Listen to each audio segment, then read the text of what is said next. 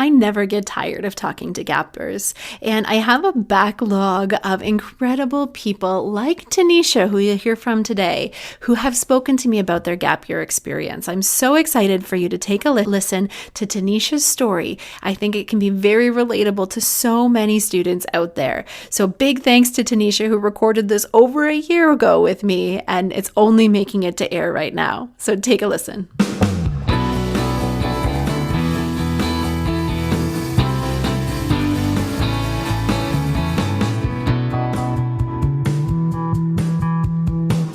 Welcome to the Gap Year Podcast, where we explore the who, what, where, when, and why of gap years. It's real people sharing their stories, ideas, and experts diving deep into how you can make the right decisions in order to have a meaningful gap year. This is the place to be no matter where you are on your gap year journey. I'm Michelle Dittmer, your resident gap year expert. Let's jump right in.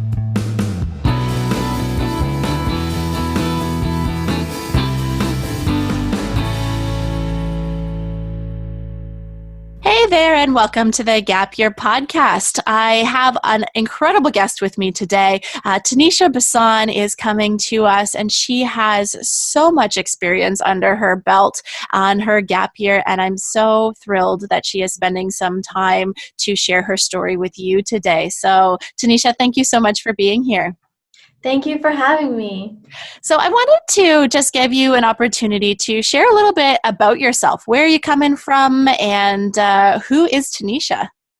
Yeah, okay, awesome. Well, it's great to be on the podcast. If we're starting way back, I was born in India. I was an immigrant when I came to Canada when I was 7 years old with my family. And, over the past couple years, actually, my life has changed dramatically.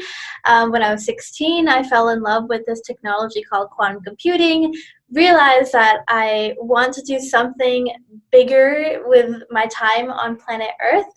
And I was fortunate enough to join this amazing program called the Knowledge Society, where I met a ton of my friends today, and I got a huge amount of mentorship and help towards helping me realize my own passion, which is how can I guess growing up I was always really interested in physics, so how could I use my passion in physics and understanding how the universe works and combine it with a technology that's new and upcoming called quantum computing, and possibly think about how it could change the world and how I could be part of it. And so as I recently graduated high school last year in June 2019, I had to, make some big decisions on what to do next as I graduated. And now I'm on my gap year, getting to work on something which is quantum computing. It's something that I love and I'm super passionate about. I think that's such an amazing story, and I think it's so great that you shared with us that you have recently come to Canada, because I know that when we talk to a lot of young people who are new to Canada, they get a lot of resistance from their family for taking gap years. Was your family supportive right off the bat, or did you have to do a little bit of convincing? No, I definitely have to do I'm very fortunate that my parents are just supportive people, but they definitely have traditional thinking on how education should be, and gap year isn't something that they ever thought about. So I definitely did have a lot of pushback. And actually, when taking a gap year was a very last minute decision as well for me. It was August, and it was I think the last the last 2 weeks of August, and that's when I was you know what, I'm gonna take a gap year. I have this opportunity in front of me, and I'm just gonna take it. And so when I had to talk with my parents, it was I kind of already made up my mind. But I got a lot of no's, but I think as I was able to share the reason why behind I wanted to take a gap year and the impact it could have on my life, I started getting they started warming up to it. And so that really helped. And now they're actually now they're happy that I took a gap year. It's so fascinating. Before they were totally against it. And now as it's been a couple months and they've seen my progress, they're actually really happy with the decision I made. You know what? There are so many people that have that exact experience, that hindsight is 2020. And wherever I go, I'm always running into people and they say gap year, best decision of my life. And I wish, or the opposite too, I wish I had taken a gap year. So looking backwards, it always makes sense. But looking forward for some people is really a challenge, and seeing the opportunity that exists. So what was it? What were the things that made you actually decide or tip the scales in the favor of a gap year? There's a lot of things. Okay, but if I was to break everything down fundamentally, it would just be I looked at it, I like valued it as a simple framework as what is the opportunity cost? So if I what is the opportunity cost of me just taking a year off and starting school a year later and potentially working on something that is super crazy and like ambitious and like unconventional, but like what would I could be like losing out? Like actually nothing. Like there is no downside of me taking a gap year and starting school a year late. Whereas I actually thought that if I didn't take a gap year, the downside would be so much higher. I would be missing out on this really crazy opportunity to be doing something, working at a company, doing quantum computing at 18 years old. That's something that like I will remember as I'm like, you know, on my deathbed even. Like this is a crazy opportunity that no one else I think in the world could possibly ever have. But so that was my framework for deciding how to like actually like if I was going to take a gap year or not. But I also think that like for other people out there, I think just understanding that like we think taking a gap year is actually a risk, or it's like, you know, because there's certain misconceptions or pre-notions about what a gap year is. But I think if you have like a vision in mind of how you want to spend your time and you want to learn how to be independent and just explore what the world is like, there is no actual risk in taking a gap year. And as long as you like make sure to, you know, self-regulate yourself and how to, you know, make sure you optimize that 1 year that you're taking off, I think the opportunity cost is always going to be way higher than going and just going to straight into university. I think that's a really mature thing to be able to say. If I can say that, and I don't know if that maturity came before you started taking your gap year, or if it has developed significantly on your gap year. But I think that some people don't realize the opportunities that are in front of them when they look at the potential of having a gap year. So for you, you had this incredible opportunity that you almost had a choice. Like I can take up this opportunity, or I could go to school. And for Mm-hmm. some people, they have, I can go to school, or I can take a gap year. And that gap year is basically a blank slate, and a blank page. So I think no matter what's in front of you, looking at what the possibilities are, and that's what you were able to see, as you were able to see the possibility of taking up this opportunity and what it was going to provide for you and the Mm-hmm. experience that it was going to give. So I think that is incredibly powerful. And for people who don't have a particular thing in front of them, it's your opportunity to get into the driver's seat and to decide what is going to be on that blank piece of paper and what are you going to do. So I think that is incredibly cool. Yeah, and I just wanted to like add a thing that I was thinking is like I realized that like I was lucky I had an opportunity that was in front of me while I was making the decision, but a lot of times you're right, like it's a super ambiguous situation. Like when you're taking a year off, what do you do with it?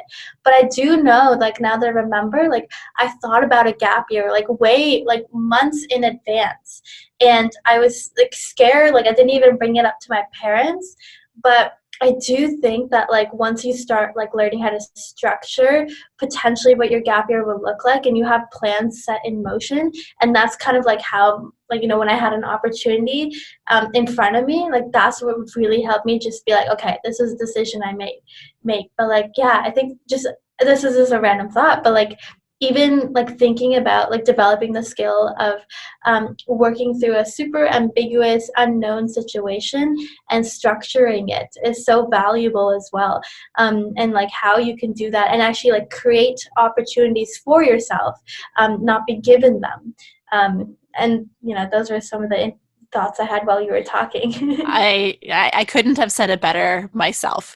I think creating your own opportunities and defining what you're going to do in that year, especially coming out of high school where there is a structure and there's certain things that are expected of you. This is an opportunity to not only do what you want, but to do what you think will benefit you. And I think that's something that you have done. You weighed out all of the things you could learn taking up this role and have stepped into it wholeheartedly, which I absolutely envy and I love. And I'm so excited that you have that opportunity to do that. So kudos. And that's really, really cool.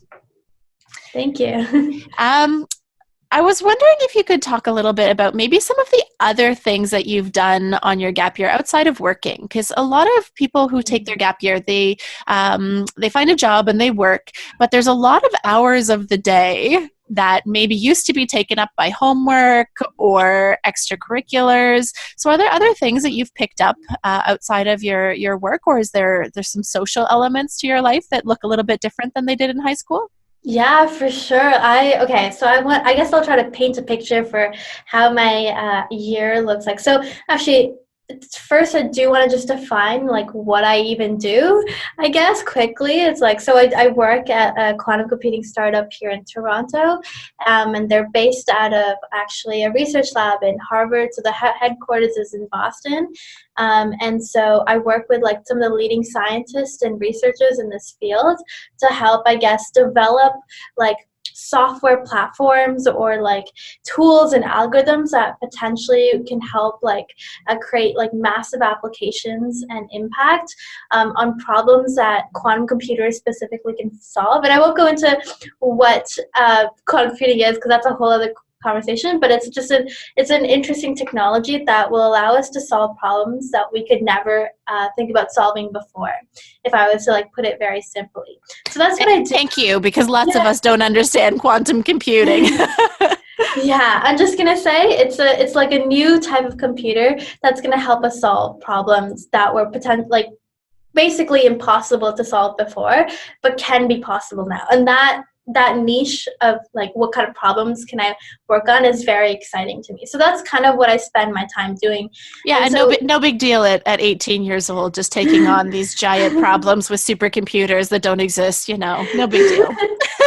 yeah, it's like I was like, it was like I am going to do something that I think that like I could like never in my mind did I think that at 18 I could be doing something like this, and very often I'm like, am I even like, qualified? Like I'm not even qualified to be really working on this, but it's like it was like the biggest challenge I could give myself. So actually, a lot of my time, because I work on something so I guess crazy and like very hard in a sense. Some of my time is like definitely learning a lot, like learning like physics, I guess, and learning like programming and coding. So I do a lot of like just building up my knowledge base of like skills and skill sets that I need to be successful at what I do and potentially in the future as well. For Um, So this is I think every teacher's dream. You source out these opportunities to learn. Like that is the definition of a lifelong learner, finding out what you need to learn in order to take the next step, and then finding it and learning it and then being able to take the next step. So like yeah. everybody had like a complete light bulb moment when they're like, "Oh, learning because she wants to learn." What, learning physics because she wants to learn physics? I love it. Sorry, go on. No, thank you. I mean, it's actually so funny. Like I actually like really love learning and just acquiring knowledge, but it was I think when I'm doing it on my own terms, it's just so much more fun and like valuable than I guess sometimes like sitting in a classroom. Like I love just having freedom over like for example, one of my friends actually she bought me like basically a physics textbook. It's the Feynman lectures on physics, and I was so excited. And now I'm actually just going through like first year of physics kind of like on my own because it's just fascinating. And then aside from I got interested in learning about cancer research and how it's done, and what's like the future of how potentially we could like develop better ways to diagnose, prognose, and treat cancer. And I found that like a lot of what's happening now is in in research labs, like our experimental research labs, and we're gathering lots of data on very exciting things because tumor and cancer is just a complex, like, it's just a complex problem. And so being able to like figure out, like, get more data and information on how this problem even affects the human body is exciting. But now, like, the lack comes in is like, now we need like a way to actually understand the data that's coming out experimentally in through research labs, which is like, how can you look into using computational biology and machine learning to build models and understand how cancer, like, cancer even works personalized in specific bodies, and things that we never thought of, like, that affect it. But because it's so hard for humans to understand vast amounts of data, but if you do it on a computer, it's like way easier. So learning about that, and like just reading papers, and just, I guess, like, things like letting my curiosity run free is like definitely one aspect. And I guess I also I made another like a big-ish decision, which is actually moving out of my parents' house and living downtown in Toronto, with three of my friends. And so now I actually pay for my own rent, even though I'm not, like, like, it's common to like live on campus when, I guess, you are like when you are in university. But this is just like me uh, moving out for kind of not really any reason except for just wanting to move out. And so I live with three other of my girlfriends, and like even just learning how to cook, learning how to clean, learning like just like life skills is also like, things that I spend my time on. And it's always great because now I have like my own place, and so a lot of like our friends will, like, having friends over and planning interesting activities, or like just excursions, like, or doing something fun like a movie night, like that's something that is becoming more of a ritual. It's just, yeah, there's a lot of things going on actually now that I'm thinking about it. But I guess in an unstructured way, that's a kind of some of the stuff that I do.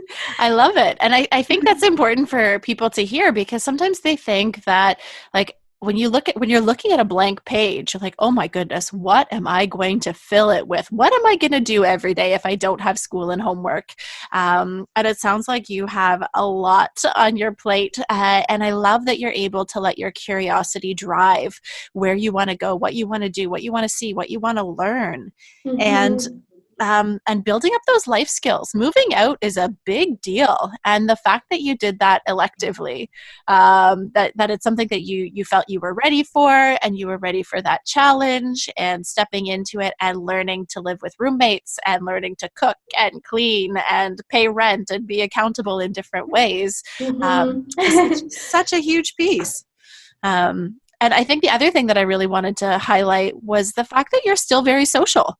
Some people think that all of their friends are going to go off to university, and if they're doing something different, they're going to just be left behind and sit on the couch all alone, and their only friend is going to be their dog. It's very clear to me that that is not the case for you, that you have found a group of people that are your social circle. And I think, like, even if you're not living on your own, if you're still like living at your parents' house, I think it just takes a little bit of initiative. And I can, like, this is so funny. I know I don't go to university, but I visit like like the libraries, the University of Toronto libraries, so often, just to sometimes get work done, or like meet people even sometimes, or some of the friends that are in university, like that's the best way to sometimes, like, hey, do you want to just hang out? And it becomes like, okay, let's go hang out at the library, do some work together, catch up, get food.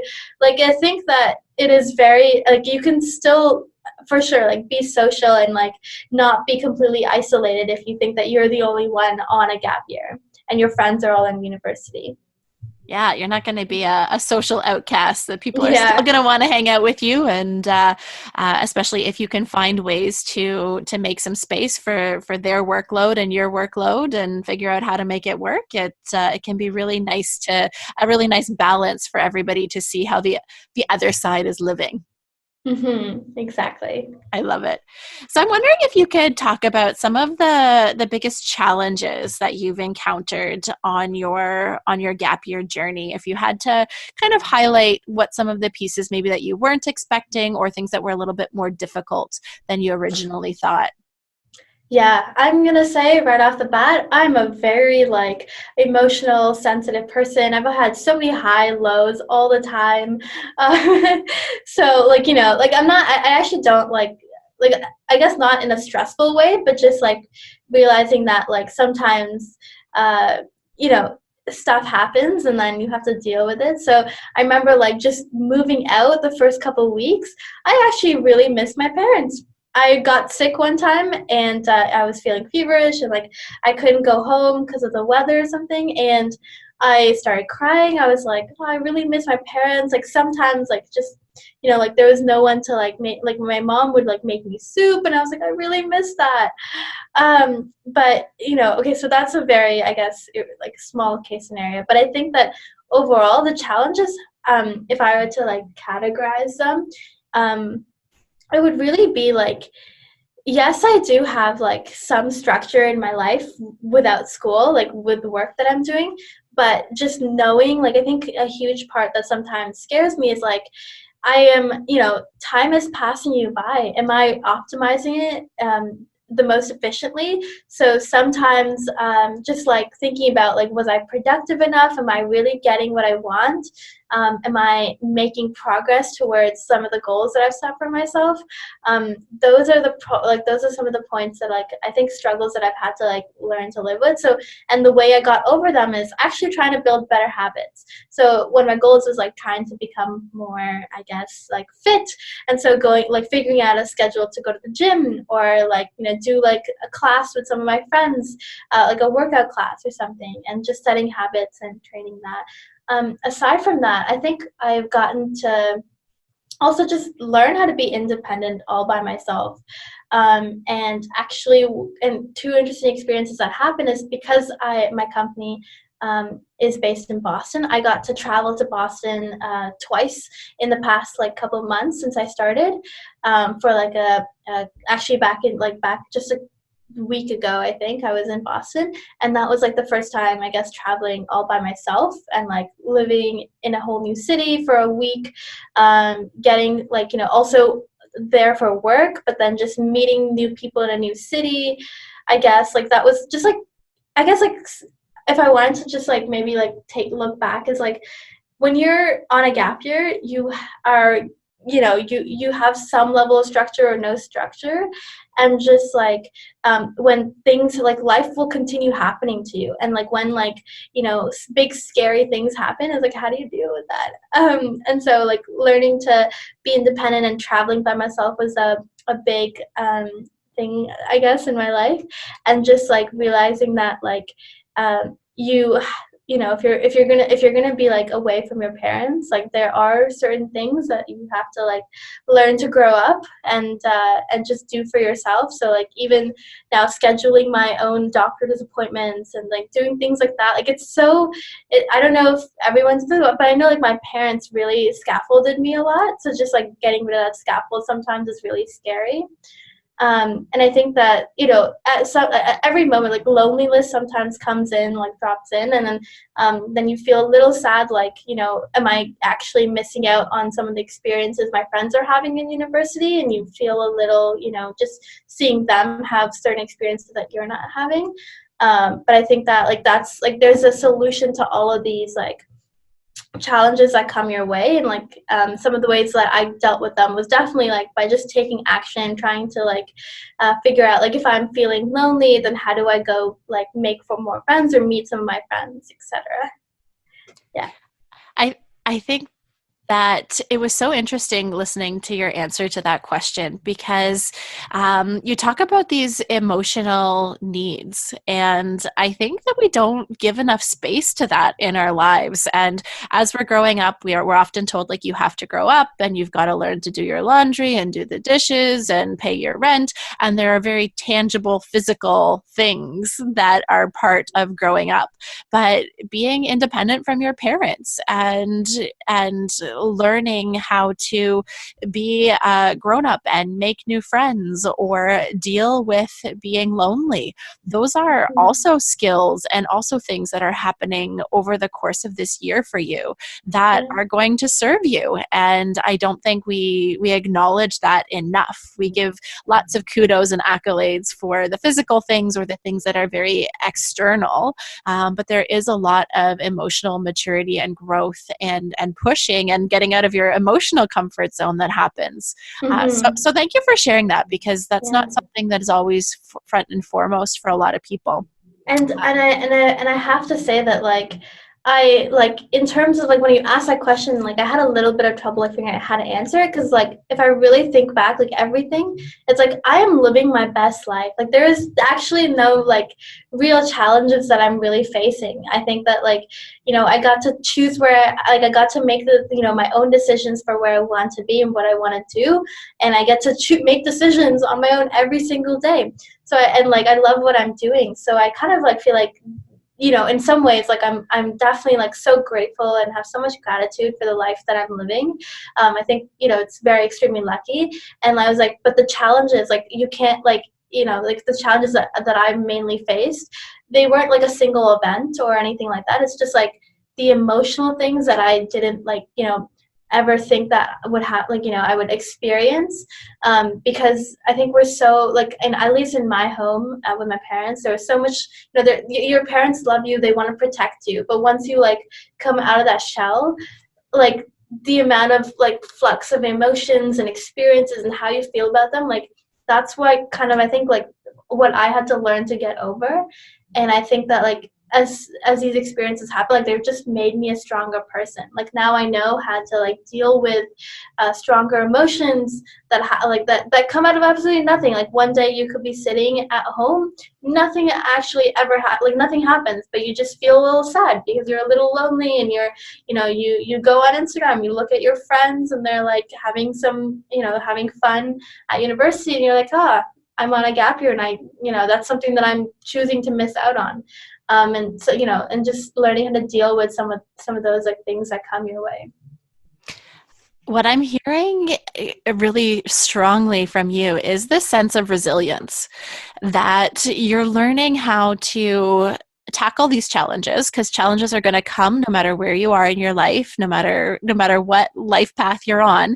But you have really found a way to see it not as something that's crippling or something that is going to get in your way, but an opportunity to grow and to learn a different skill and to move through that, and to be able to then have a skill that you can apply to the next time you're in a similar situation. Um, and Mm-hmm. and I think that is huge. Being able to identify these things and not necessarily see them as a challenge, but just something that happens and you're going to work through it. Um, Yeah. I also wanted to just acknowledge that there's a sense of wanting to get the most out of life and worrying about not making everything happen on your gap year, and missing out on things, whether that's the experiences that your friends are having at university, or that afternoon you decided to sit on the couch instead of do something productive. I think it's really interesting to get outside of school to really tackle that, because a sense of time and urgency is completely different, because those things that you are quote unquote missing out on right now will have a time and place in your life in the future if you choose to make them a priority. And I think that's a really cool opportunity, that you have made space for a particular opportunity, but you're also going to make space for those other things at another time in your life if you so choose. Exactly. Yeah. And I think like one framework like that's really helped me just get through like most of my struggles. I honestly don't think I've had like much struggles at all, if I'm being honest. But I know that like if the one framework that did help me a lot is just knowing how I guess grateful you are to even be in the position that you are. Like being in Canada, being like where we live today, we live like we live in the top 1% of the world.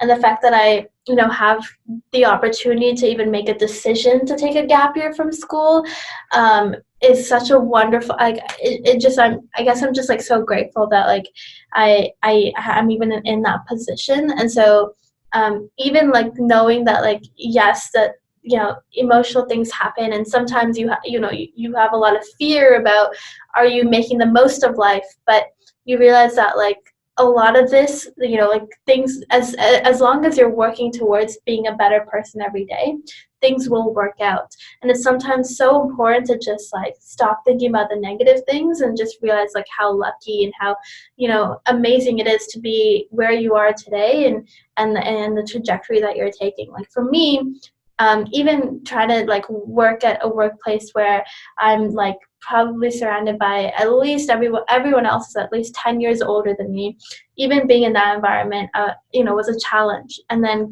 learning how to just navigate that, and learning how to like excel in an area that I'm not qualified for, definitely was a challenge. But I think that just having gratitude for even having opportunities in your life, and even having the potential to even think about like taking a decision like a gap year, we're so lucky, and we're so like, I guess, like, blessed to be, living the life that we're living today. Yeah, I think that's so important to acknowledge, and we're going to have a podcast episode dedicated especially to that. So I will link to that in the show notes once it goes live, and talking about the privilege that comes with living in Canada, and being afforded these amazing decisions and opportunities that are before us. And I think that is the right attitude to tackle that, and to acknowledge and to recognize that that life is pretty darn good right now, which is Mhm. really, really cool.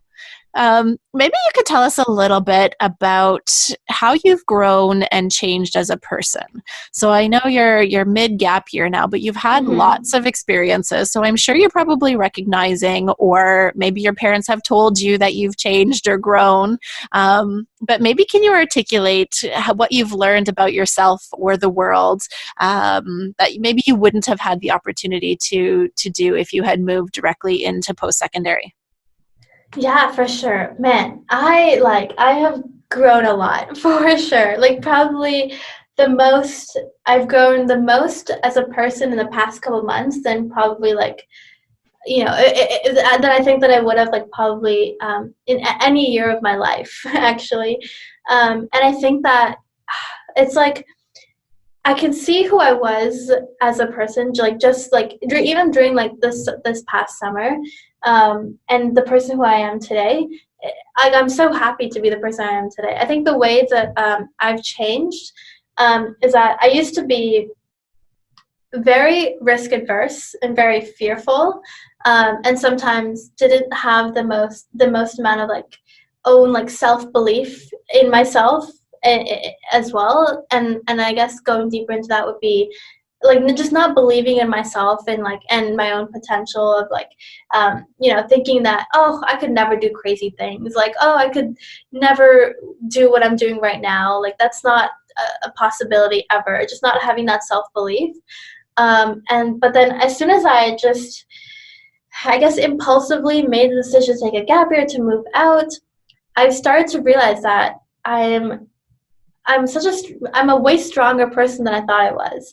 I've been able to, I guess, just become like just even the small things, like having control over my own time, like how I spend my time. Like I have a whole day to my, like most of the time to myself, to structure. So obviously that could be like, some part of it's like going and doing some work, and learning how to code. And so just even like knowing like how to be more organized, and being like the boss of my own time, has helped me change a lot. I've also been able to just, I guess there's so many common themes that are going to keep coming up. But like traveling by myself, meeting all sorts of people, from like people my age, people who are a lot older, people from a different city. Like traveling, I think traveling is a huge aspect, that I'm very lucky that I got to experience. Has helped me like have a broader like, I guess, like come out of my like small bubble of here is Toronto, but like look at the world in a broader way. Like here is the world. Here's how big I could be thinking. Here's all the different types of people that live in the world. And then I guess a lot along the way, I started to realize that like so many things as high school students we think about like this is how the world looks like. And they're so untrue. And like once you start living it, you're like, wow. So this is what actually it feels like to be in a workplace, to be, be paid, to be doing work, to deliver work, to manage a project, to do something. Like that's what it really feels like. You're not really like given that resource in school to learn how to do that. I don't know. I'm just also like a way happier person. I think my level of happiness has definitely increased. There are many days that where I'm just so excited to wake up and like I guess like go to work and start my day off and like have a great day. Whereas sometimes in school, it was kind of the opposite. You would dread going to school and you would like dread having to like sit in classes. So I think just that even change, like being excited about like starting a new day, is so vital. And there's so many ways I've changed. I think I've become way more mature. I've become like uh, so like very reliable as well. Become like and even like mastering my emotions at a higher level has allowed me, I think, to just like start thinking about life in a way, in a deeper way. Asking myself questions about how do I want, like, what impact do I want to create on the world? How am I going to spend the next 10 years of my life in my 20s? And like, what kind of things do I want to achieve and how can I work towards that? And realizing that I live in Canada, but there's a whole other world out there that is like, waiting for you, like waiting to be explored and discovered. And, life is just so much bigger than you think it is. Like that was a lot of talking, but it's just, I think, everything's just coming out at once. Well, I think what that really says to me is just how alive you are. I can feel it through the speakers. I can feel it through the way that you're talking and how you've really come fully into yourself. And that is just so energizing for me. And I must say that it's quite common for people on gap years to step into themselves and start to have a good sense of who they are and the skills that they have to be successful, and to be happy. And the fact that you're saying that you're happier than you've ever been, that is just, I'm smiling ear to ear on your behalf. I just think that is so, so cool. And I know there's lots of people out there that are listening to this podcast that maybe need a little bit of encouragement or advice, or might like to hear from somebody who's down this pathway. Is there anything that you want other people to know or to hear from somebody who has been there, done that?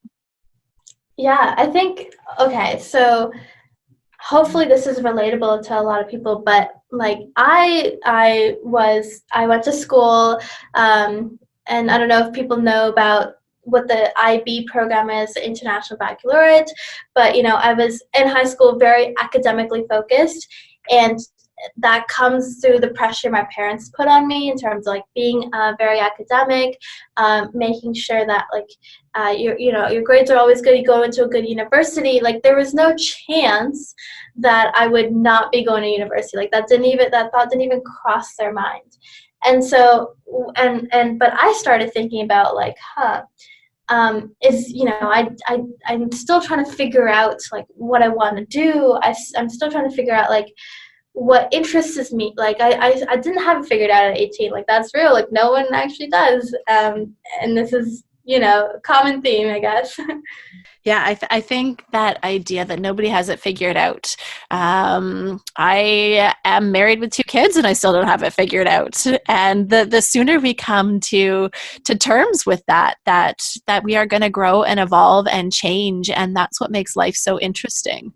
And that's what makes life different every single day when we wake up, because we grow and we change and we learn more about ourselves, more more about the world and more about the role we want to play in that world. And I think that those messages are so important, that we are more than our academics, or we are more than our athletics, or we are more than our artistic self. So whatever people have told you that you excel at, there is so much more to you. And the sooner that you can start to explore all those different parts of who you are and be confident in all those different parts of who you are, the more you can align your values with your life path. And it just sets us on such a great trajectory. Yeah, and I totally agree. Like, I think that as soon as I realized that, like, I definitely don't have anything figured out, and actually it started scaring me, like having to go back into university where you are put in a structure and you have like expectations in terms of deadlines, exams, and things that you're supposed to get done. I feel like it scared me that once I put myself in that environment, in the mental state I was at that point when I was just graduating high school, that I would spend, I would still be confused. I would spend my next 4 years, chasing after deadlines, but never having that time to myself. And so when I decided, like, yes, obviously I was very fearful. Like, I was not confident that, like, I could convince my parents, or I could take a gap year and do all these things all by myself. But I think, like, sometimes we just need to take action. So I impulsively took the action to, like, take unenroll out of university, sign a lease for my apartment with my friends, and, like, sign a job offer. And that, like, those are things that I had to, like, just commit to. And once I did that, it was like, okay, now I'm like hot water, like, now I have to figure out how to, like, what to do. But as soon as I think that you put yourself in like an unstructured environment, it's so valuable to just, I think, like, just know that, like, the most learning as a person that you're gonna do or grow as a person is when you have no idea what you're doing, like when you're uncomfortable, when you have to just test yourself. Like, so many times I didn't know I could do a certain thing, or I didn't even know I had a capacity to do something, like something that I never did it because I wasn't, I didn't have that experience before. So I think if I was to give advice, it's like, if you, like, you shouldn't be afraid to, take a gap year and to, just figure out your own self, or what you want, or some of the goals, ambitions, whatever you want to do with your time. And just, and sometimes we have to be impulsive and impulsively do it.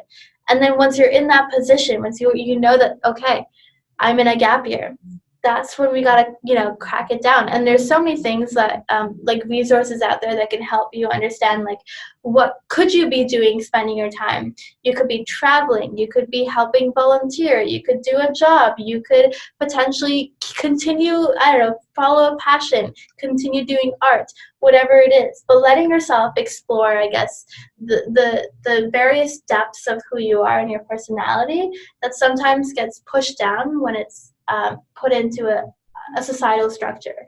And so I think that just, like, taking action, not being afraid to, like, be in a situation that's ambiguous is probably, like, my advice that I just want to, like, scream out loud. So if you're ever done with quantum computing, you can come and coach for me, and help other students, because I'm not even going to say anything else, because that just summed it up so beautifully. And I think your life experience and your wisdom is really shining through. And I really want to thank you for sharing your story today, and for sharing all of these little nuggets of gold that the listeners are going to be able to take back and apply to their own life, and to live vicariously through you, or to be able to help them on their decision-making journey to taking their own gap year. So thank you so much for joining today. Thank you. And, like, I would be happy to help, like, in any way. And I just want to say, for the listeners out there, I'm probably not too much older than you guys. I don't have, like, I'm still figuring stuff out. But that's part of life, and I think that's what brings joy. Just learning and growing as a person, facing challenges and putting yourself in like interesting and difficult situations, and then learning how to face them. So thank you for having me on the podcast. This is also a really good opportunity for me to even like, share some things that I've experienced. Like, this is a conversation that allowed me to learn about myself as well, and know, like, yeah, this is what my gap years helped me do. So thank you. And for the listeners out there, hopefully in the show notes or somewhere, like, I would love to be like totally open doors. If people need advice, help, I'm happy to give out my time, because I do think that what Michelle is doing and what everyone should do is like learn to focus more on yourself, and like take the time off to figure out what you love to do, and hopefully that'll put you on a better trajectory down in life. Amazing. And we will 100% in the show notes link to your contact information so that folks can follow you along on the rest of your gap year journey, or tap into your resources and your very generous offer to support others on their journey if they have questions. So thank you so much for that. And thank you for being such an open book. And I'm sure you will be very successful in your next steps, whenever they come about and whatever they might look like. And the world is very lucky to have you just living your best life. Thank you so much.